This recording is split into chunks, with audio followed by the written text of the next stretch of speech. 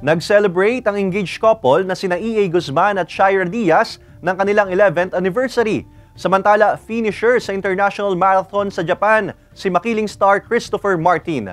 Narito ang report ni Hazel Alviar.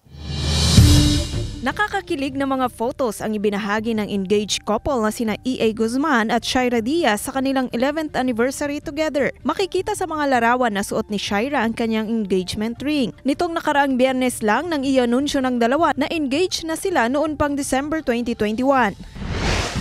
Proud ding ibinahagi ni makiling star Christopher Martin na finisher siya sa Kyoto Marathon 2024 sa Japan. Ayon kay Christopher, mahigit 16,000 runners ang sumali sa marathon. Mixed emotions daw ang aktor sa kanyang pagtakbo at ito raw ang isa sa mga memorable run niya. Nagpasalamat naman siya sa kanyang asawa at sa production ng makiling sa suportang ibinigay sa kanya.